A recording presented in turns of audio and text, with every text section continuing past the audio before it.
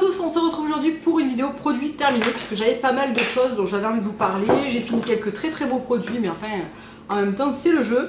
Et voilà, je me disais que c'était le moment idéal pour vous faire ça. Il n'y avait pas trop de produits, comme ça dure pas non plus une demi-heure. Et je sais que des fois vous aimez bien, mais moi je trouve ça quand même assez long.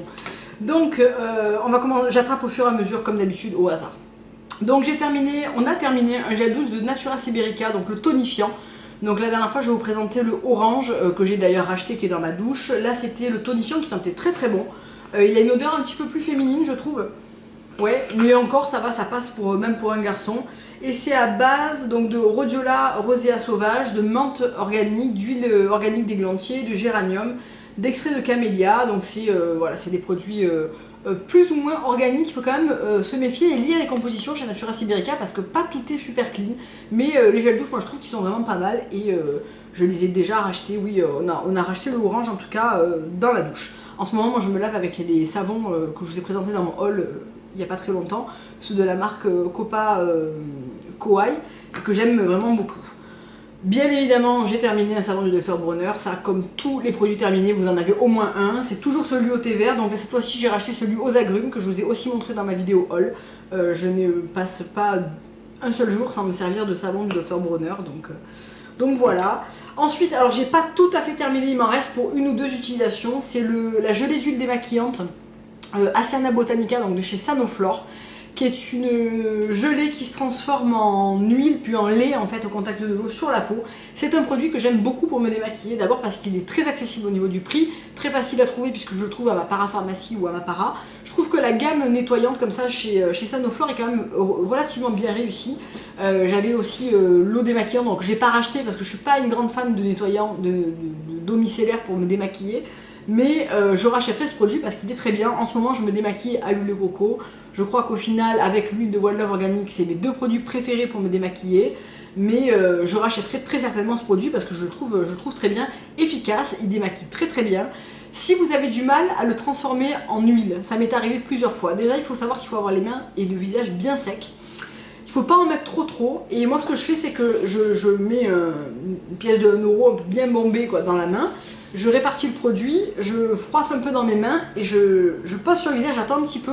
En fait, ça se transforme en huile à la chaleur de la peau.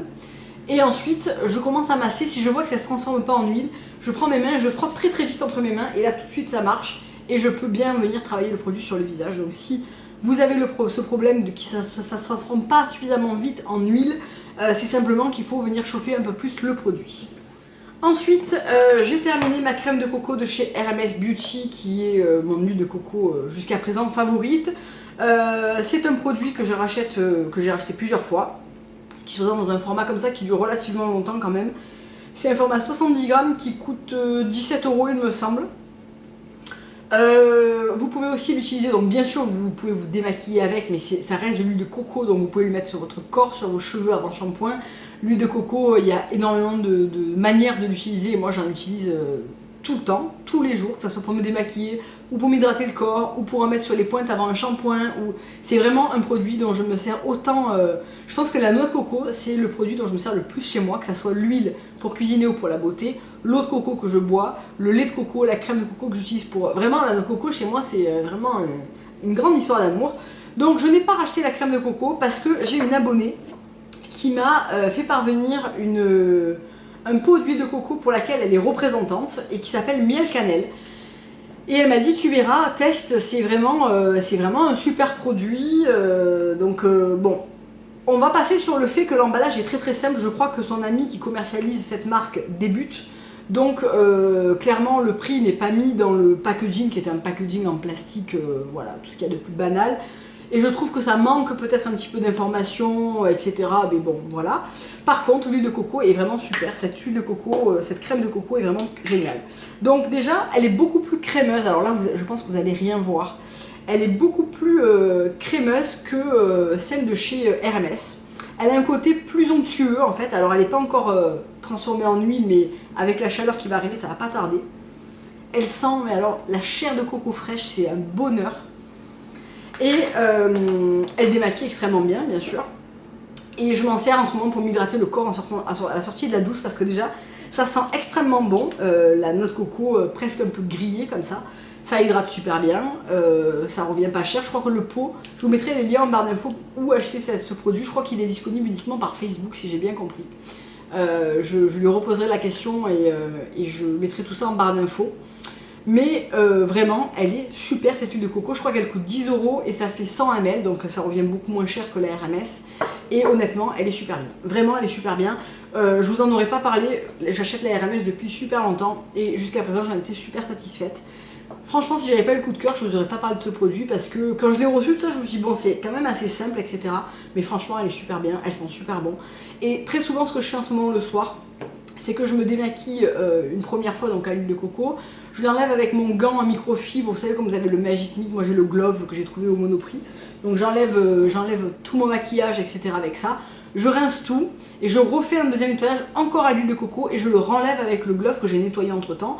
Et je ne mets que ça et je ne mets rien d'autre. Donc vraiment, je répète, je ne suis absolument pas sensible à l'huile de coco, ça ne me donne absolument pas des boutons, au contraire.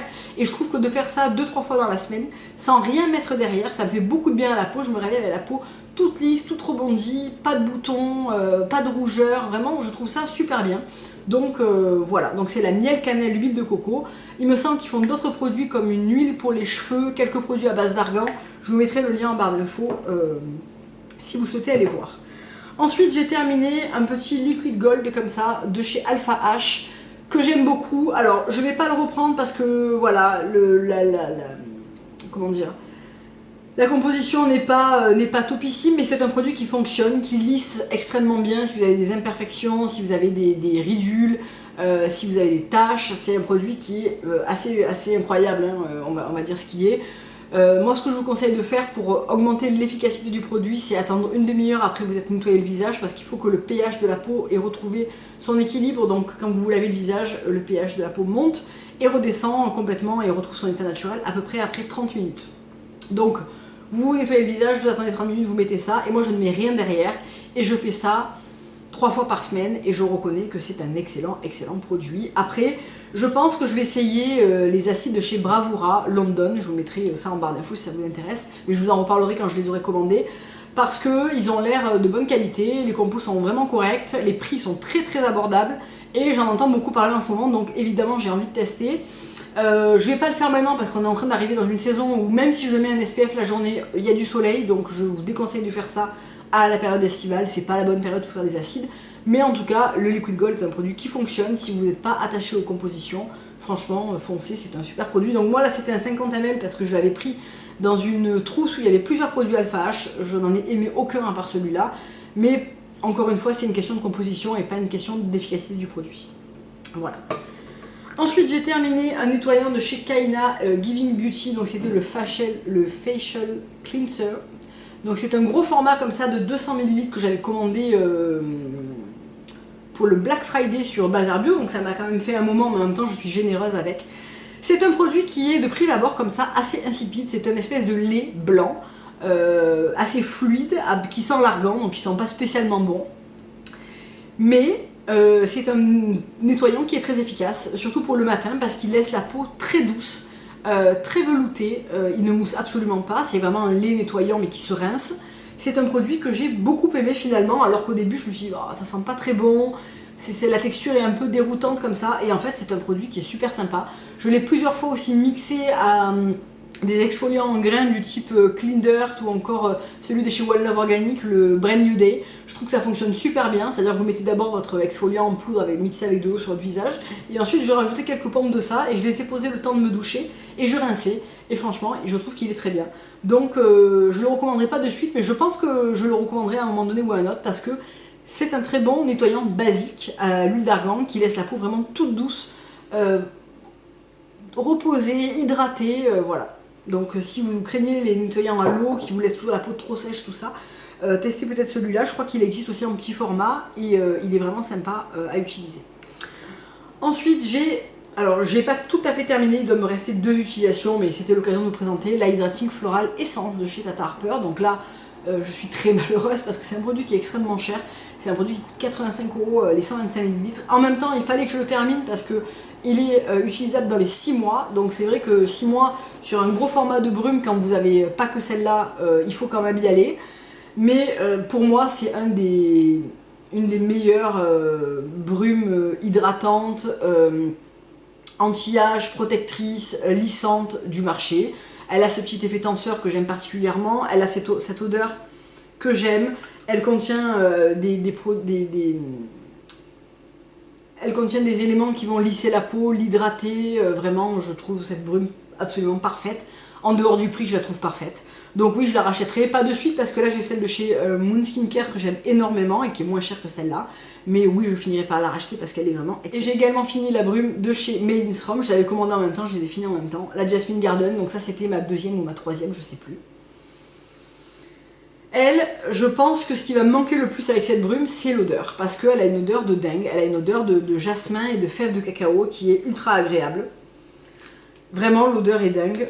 Les derniers temps, je m'en vaporisais sur les cheveux, le décolleté, vraiment, bon voilà, le truc ultra luxe, voilà. Elle n'a pas un résultat aussi probant que la Tata Harper, que la Moon Skincare, je trouve. Elle est plus dans le bien-être, dans la sensorialité. Elle hydrate, elle apporte, voilà, elle régule le pH, elle contient de l'argent colloïdal, donc c'est bon pour les peaux qui ont des imperfections. Je dis pas du tout elle sent juste bon, elle est efficace, mais je la trouve moins efficace que celle de chez Tata Harper, et moins efficace que la Moon, qui a ce côté vraiment hydratant, et elle a ce côté très lissant, je trouve que celle-ci n'a pas. Après, est-ce que je la rachèterai? C'est tout à fait possible, parce que les produits Made in Strom, j'en ai fini pas mal ces derniers temps, mais j'aime toujours autant. Je la rachèterai pas de suite, mais oui, je pense que oui. Ensuite, j'ai terminé l'huile de chez Beauty Encounter, qui était dans une Beauty Rose Box de mars, je crois, je sais plus, ou de février peut-être, qui était la Rose Neroli, qui est une huile que j'ai absolument adorée. Je l'ai utilisée d'un seul trait, jusqu'à la terminer. Elle sentait très bon le Neroli et la rose. Vraiment, c'est une huile qui est hyper sympa, alors qui n'est pas donnée, je crois qu'elle fait dans les 70 ou 80 $, si je dis pas de bêtises. Donc je la rachèterai pas nécessairement de suite, ni plus tard, parce que je trouve que c'est cher pour une huile corps. Moi, de l'huile corps, j'en utilise beaucoup. J'ai envie d'en essayer d'autres, même si j'ai adoré celle-là et que ça tombait très bien de l'avoir dans une box. Après, voilà. Mais je l'ai adorée, je l'ai utilisée jusqu'à la presque dernière goutte. Je pense que est-ce que je peux dévisser? Oui, je peux dévisser. Je pourrais utiliser la dernière goutte qui reste parce que je l'ai vraiment beaucoup aimé. Et pour terminer, j'ai fini deux mascaras de chez Une, encore une fois, donc je vous montre toujours les mêmes. Le Volume Liner, qui est celui que j'ai racheté, que j'utilise en ce moment et qui est certainement mon préféré. Donc qui est celui qui a la brosse double embout comme ça, avec des picots longs d'un côté et des picots courts. Moi je me sers uniquement du côté picot court pour venir bien saisir la racine et ensuite allonger. C'est le mascara qui me donne le plus joli résultat en termes de volume et de longueur, c'est celui que je préfère. Et ensuite le 3 en 1 black, donc je crois que celui-ci n'existe plus, il a été remplacé par le 3 en 1 tout court, il n'y a plus le black je crois.